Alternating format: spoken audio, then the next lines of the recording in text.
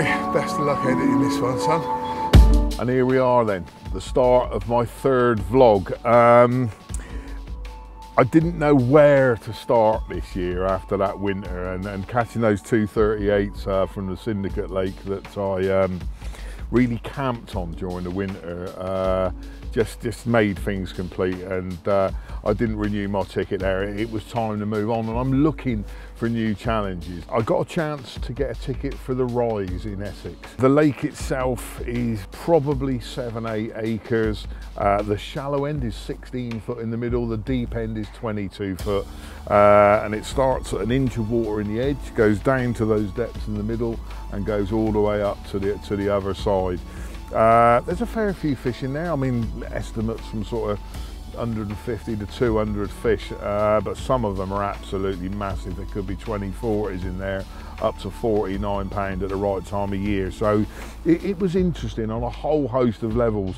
Featureless lakes, well, sometimes your bait becomes the feature itself, and it needs to be used, it needs to be thought about.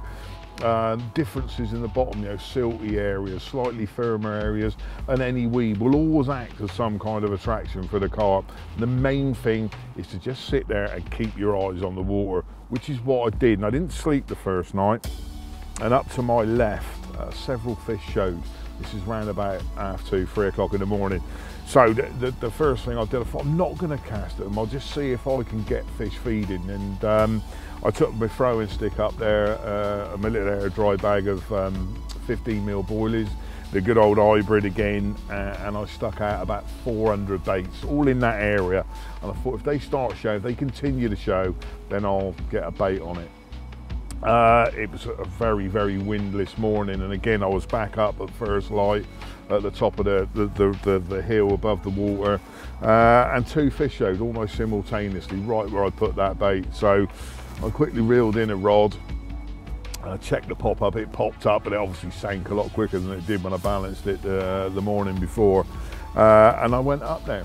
And I often see people cast at fish and just let the lead land exactly where the fish have shown it. And you know, it doesn't matter if it's a 2-ounce lead or a 4-ounce lead, it's all frightening to a carp, no matter what anybody says. And so the trick is, I cast about 70 yards out. These fish were showing about 30 yards out. So I cast about 70 yards, trapped the rig on the surface and reeled it across the surface. And as it got to the area, then I lowered it down onto the spot. It went down with a good thump. I was quite happy with it. And I was just slackening off the line and loosening the clutch when the line just disappeared from in between my fingers, and I took my first carp from the Rise. And one of the beauties about hooking your first fish from any water is how nervous I feel, and I'd imagine everybody's the same. It's the one you want to land, you want to open your account. So I probably played this fish far too delicately, but I got him in the net eventually. It was a 24-10 mirror. It's always good to get off the mark as quickly as possible, and this 24-10 mirror made me smile of a Cheshire cat. Unbelievable. I've just looked over the back of the camera and seen another fish show exactly where I've just caught this chap. So I think the best thing to do is get him back in the lake and get a hook bait back in position.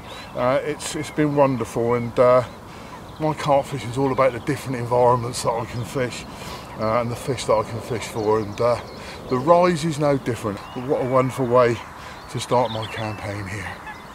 After that, there's a few other people turned up. The shows with a bit more pressure on the water lessened, and I really didn't have a move. I did another night, but I didn't even get a single liner, even in that depth of water.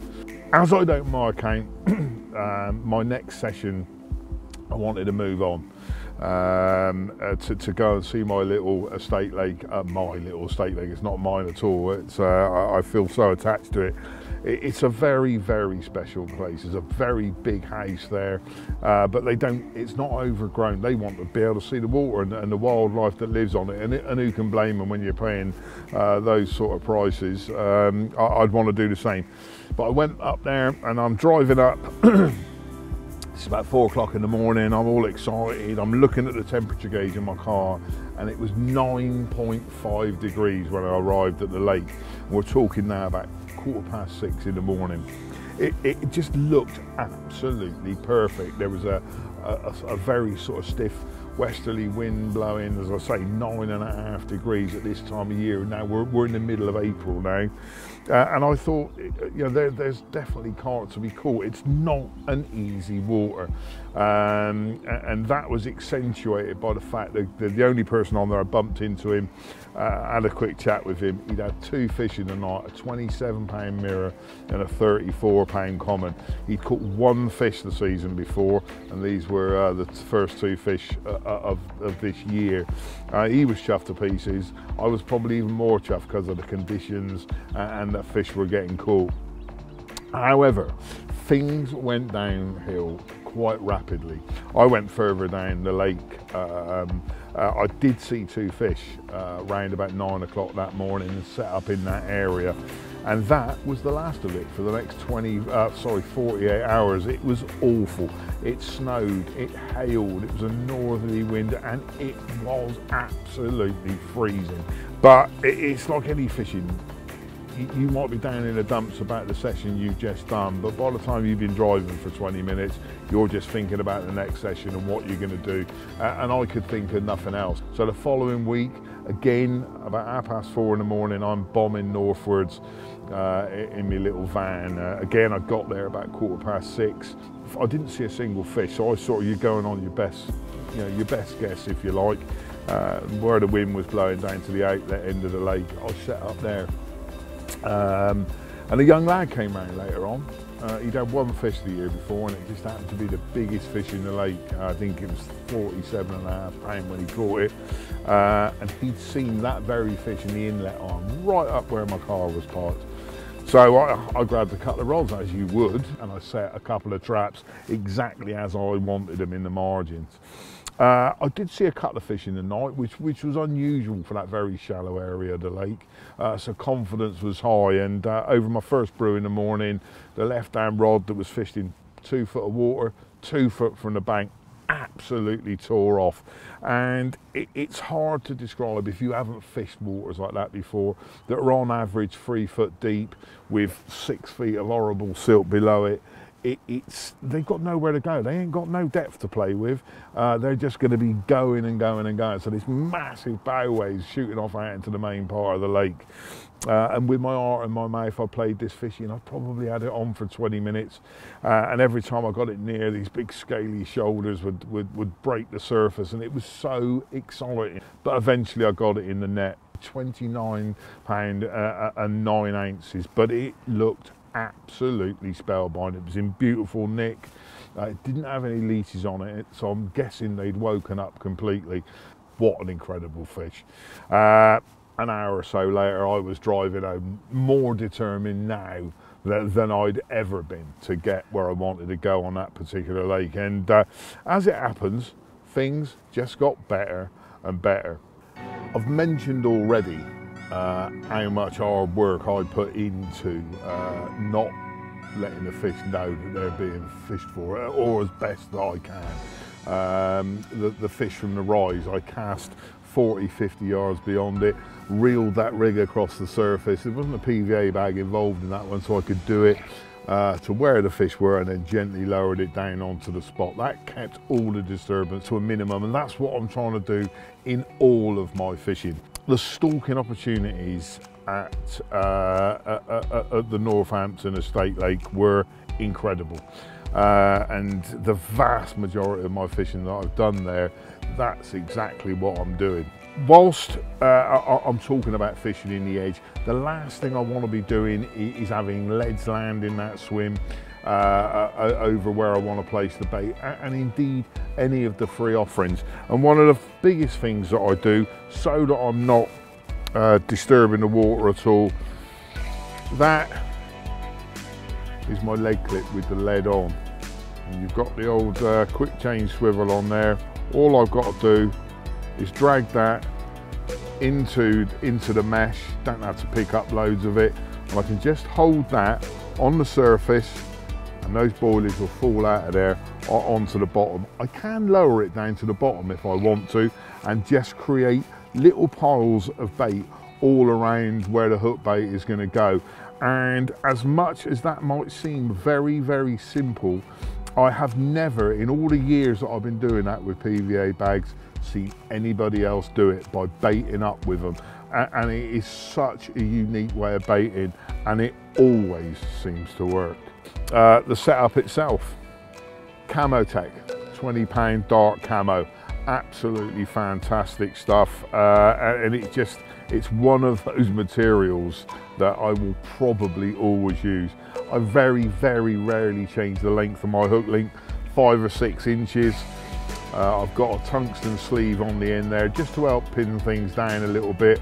A figure of 8 knot to attach to the quick change swivel. A size 7 curve shank hook. It's a hook I use for probably 80% of my fishing. It's so good. I have every confidence, and it simply doesn't let me down. They are so devastatingly sharp. Liner adapter, just to help that hook turn quicker. You're not trying to get around intelligence, you just want that hook to be in the right place to take hold for as long as possible, and the line adapter does just that. A relatively long hair, I want it to hang about ½ an inch below the bend of the hook once it's set up properly. But what I've done there is I've put a dumbbell hook bait on, topped with a little bit of plastic core. I can use toppers where plastic isn't allowed.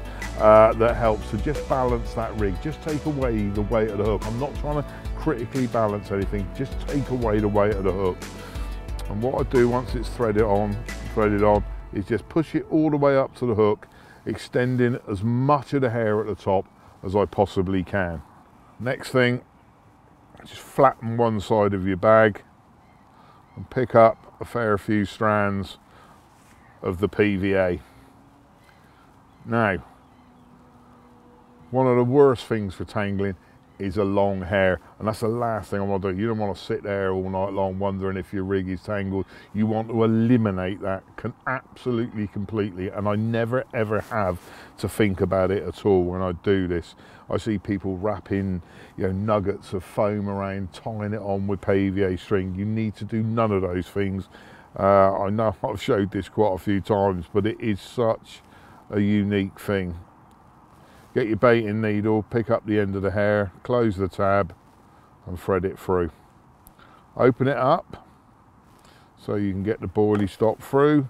So thread it through and push it right down, butt the mesh up against the boilie stop, and there you go. That ain't never tangling no matter what you do to it.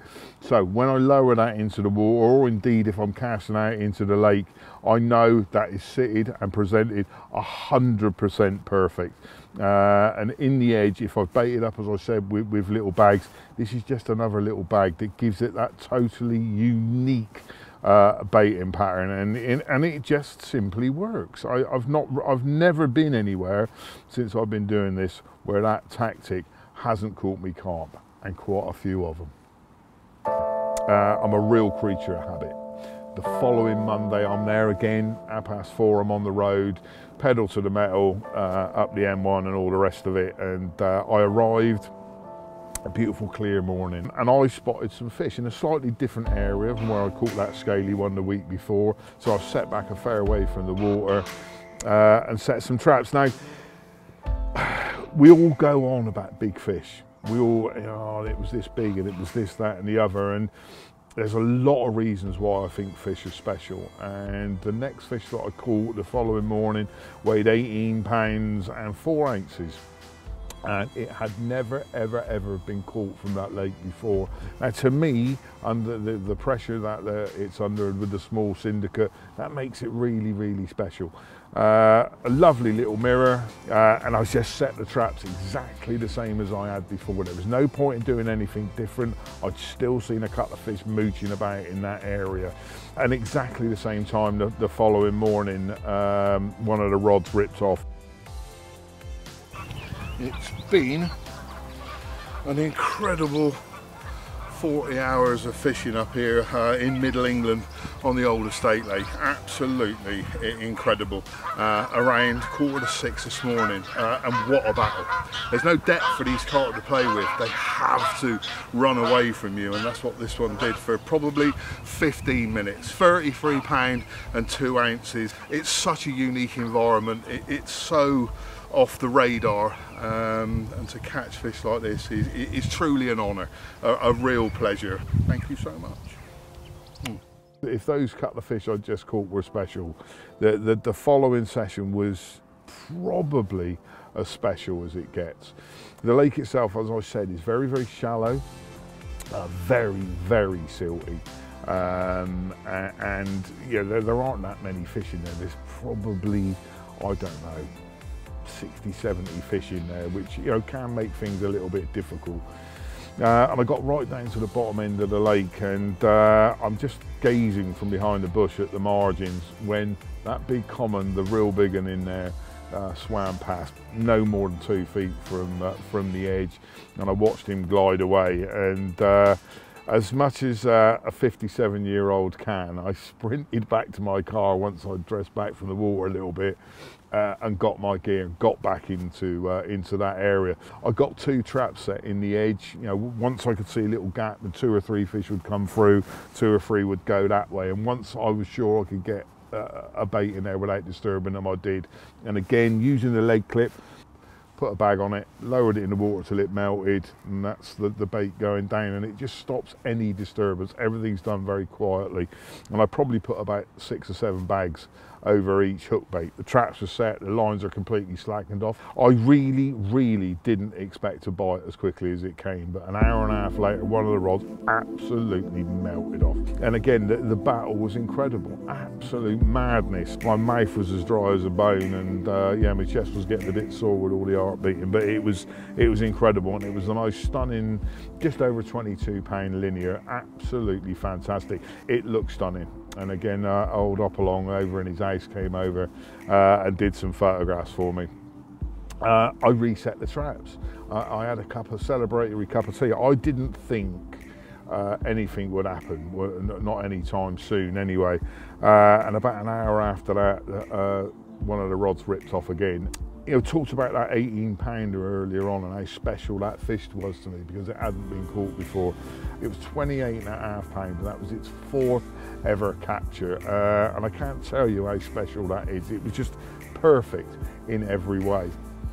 Yeah, I was on a bit of a roll. I couldn't believe it. I was ringing Mark, and Lynn got a call, and I had to tell her. I was just amazed. You know, a brace of fish out of there within a couple of hours is incredible. But no sooner had I reset that rod than it was away again. And it's a fish, I think it's called sea scale, because they haven't really got any names in this lake. And again, an incredible battle. Just over 27 pound mirror in my net. I didn't know what to think, you know, in such special venues that are so difficult to catch carp from. This was absolutely incredible. So things were getting better. Amazingly, in the evening, one of the rods again just melted off, and after a really lively battle, not a long one, but very lively, I had a mirror just over 18 pounds, and very obviously a male fish, and probably the first sign that I thought these fish might be close to spawning. I got it on the mat, and he fought just as hard there as he did on the end of my line, bless his heart, but he was milting everywhere. My mat was absolutely covered in it by the time I'd got a couple of photographs and got him back in the lake, and really that was the action over for the day. However, in the morning again, I was awake at first light, and a 17 pound mirror took off with my bait. That was my 5th fish of the trip. I was absolutely buzzing. A couple of days before I'd gone on this particular trip, I'd had a chat with ex-magazine editor Mark Colson. He was coming up to do some photographs for an article for the internet on the Fox website.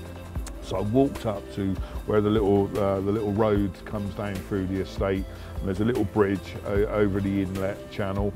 And I was just stood there. Mark pulled up in his motor, and I'm just getting ready to say good morning, and I'm looking down the channel over the bridge, And there under a tree, you could just see this little tail pattern going. I said to Mark, this is going to have to wait, mate. I've got to go and get a rod or two and come back up and do some fishing. And where I'd seen that first tail pattern, again, 2 foot from the bank in 2 foot water, and I just laid the trap down there and did one about 5 yards to the right of it. Slackened the lines off completely, and 10 minutes later, that right hand rod absolutely screamed off. And the battle went on and on and on. Mark and I didn't see it for ages. He was clicking away with his camera, and my heart was clicking away at 100 miles an hour. But eventually, a little bit of patience paid off. We got it onto the bank, and at 32 pounds and 12 ounces, that common was an incredible fish. And with the photographs done, we finished off what we had to do for Fox's website, and Mark was on his way. I was back down with my gear at the far end of the lake. I didn't really want to fish in that bay. We'd spooked everything out of that inlet channel, so I thought they might be down the other end of the lake. And I got a bite round about 2:30 in the morning. I knew it wasn't a big fish, but it roared around a bit, quite spectacular. Got it in the net, and it was a small common, 15, 16 pound, and obviously a male one. Again, there was milk just pouring out of it. And I slipped him straight back and put the kettle on. We're looking at about 3 o'clock now, and at 3:45, the whole margin for sort of 25 yards either side of me just erupted as the carp started to spawn. Now, there's varying views on this. When fish spawn, I leave them alone. Once they've spawned, and for a good while after they've spawned, just leave them alone. You know, we have a responsibility to look after the fish that we fish for, and I think you know, if you catch them while they're spawning, damage can be done. I've seen some very big fish die because they've been fished for at that time, and once they've used all that energy to have their once a year bit of procreation, poor animals, bless their hearts, but only once a year. They need time to recover. The last thing I think we should be doing is hooking them and making them fight all over again. So as soon as they started, I just reeled the rods in, got the rods out of the way, sat there for a little while, listening to it, got my head down for a little while, woke up again at first light when they were still going, got some good photographs of it, and then packed up and left them to it. It had been an incredible session. 7 fish from that lake it's insane, really, and I felt the luckiest man alive. It's an incredible environment with incredible fish, and obviously later on in the year I'll go back, maybe, I don't know, late September, early October, and see if I can get one of those big 2 that I've yet to catch. It's always nice to have a target there. If I'd caught them, I wouldn't be going back, and that would be the end of that. There would be a new adventure somewhere, a new fish to fish for.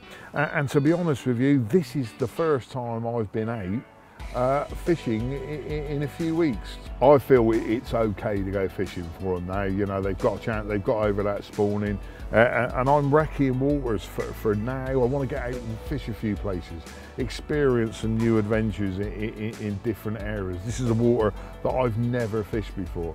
I've seen a few fish, and I think I'm angling pretty well, so hopefully there'll be something to talk about at a later date. But for now, I'm just going to enjoy my fishing, as I always do, and I look forward to seeing you next time and telling you exactly how it went.